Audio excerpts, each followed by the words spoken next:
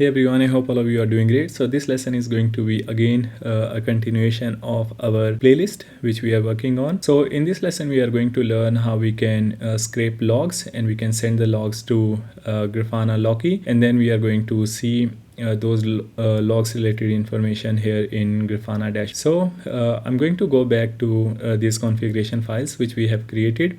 I have already given information about these in our first and second lesson, so go ahead and watch it if you haven't watched it yet. So what we are doing is here essentially we are going to copy two files. So we are going to copy this 01 global loki.alloy. So in this, what we are doing is we are telling that we are going to use a Loki write component which is going to help us to write the logs to Grafana cloud Loki instance. Okay, so let's go ahead, copy this, and we are going to put it in 01-global loki.alloy. So I'm just going to go to the server. This is the place where I'm in. So if we do ll, we can see from last two lessons, these are the files which we have. So in this lesson we are going to write one more file which is called 01-global-loki.alloy, and we are going to paste information about these alloy component here. Now let's go ahead and save it, and then we are going to move to this file which is called system logs, since let's say we are interested in scraping system logs. But if you want to scrape any other files log, the step is same. All you have to do is basically just put that path of the file which you want to scrape here, and that's all. That file is also going to get scraped. So here I'm just going to go ahead, copy this. Okay, so by the way, you can see we are scraping /var/log. So make sure you are running Grafana Alloy as a root user. Okay, so if it is running as an Alloy user, in that case I think this is not going to get scraped. So we are going to go here, we are going to write another file 07 system-log. Is it called log or logs? Even though the file name doesn't matter, but I just want to keep it similar, logs.alloy, and then we are going to paste it here.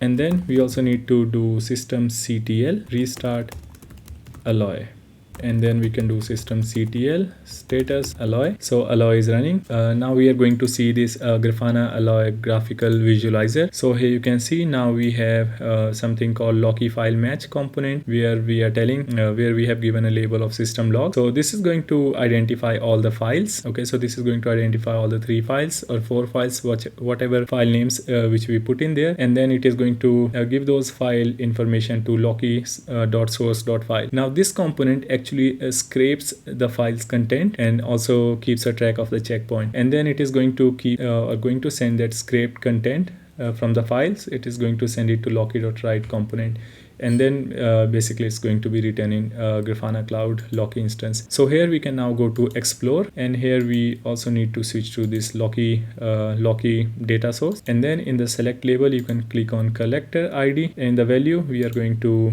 stick to this server. This is what we are interested in. Now let's click on run query, and here you can see we are already we have started getting the information or logs. All right, so using the same approach, you can actually again depending on what is the kind of logs you need, you can scrape all kind of logs. And now let's say if you are interested in getting journal logs, let's say if you are using systemd processes and you want to get information of those logs, in that case you can use this file called 08-journal-logs.alloy. So I'm just going to go ahead and copy this and going to put it here, going to do vi 08-journal-logs.alloy, and we are going to paste it here. Let's do systemctl restart alloy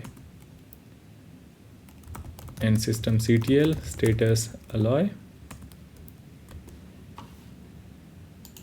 And then we can also refresh the visualizer just to see what is going on now. So you can see now we are using these journal log relabel as well, and then we are basically using these components to send the journal logs to Grafana Cloud Loki, and we are using these component to send the files log to Grafana Cloud Loki. And again here you can see we are not really limiting it to any specific unit or any specific unit logs, but if you want to apply certain filters, you can apply that here. one thing which we need to check is that we are running we need to make sure that we are running Grafana Alloy as a root user. So by default you can see here in this file which is our service configuration file, you can see here the user is actually set to Alloy. Okay, so either you need to make sure this Alloy user is having access to these journal logs, or otherwise you can just run this you can just run it as a root user. So that is what I'm going to do. Because I know right now it's not really having the access, so I'm just going to open this file. I'm going to change it from user Alloy, I'm going to change it to root. Let's go ahead, save it. We are going to clear the screen and we can do systemctl restart Alloy. Since we made changes in the configuration file, basically systemctl configuration file or service file, in that case we have to do systemctl daemon reload, and then we can do systemctl restart Alloy. Let's also do systemctl status, and now we can go to Grafana dashboard, and I'm just going to do last 15 minutes, and now you should be able to see you should be able to see something like unit, and in the unit you'll be able to see all the journal CTL related unit which you have configured. Okay, so here you can see in fact I can already see logs which is related to Alloy itself, because Alloy also running it as a systemd or system daemon process. So in this case I can just do alloy.service, click on run query, and you can see here all the logs related to Alloy service itself. Okay, so if you are running other services, for example, here you can see the logs related to cron services. I guess so, because I don't really have any cron jobs running which is producing logs. So you can see like logs related to RSys services. Okay, so here you can see all the logs which is being scraped and being sent to Grafana Loki instance. So that's all in this lesson. In next lesson we are going to explore some of the other different type of logs. So see you again in the next lesson.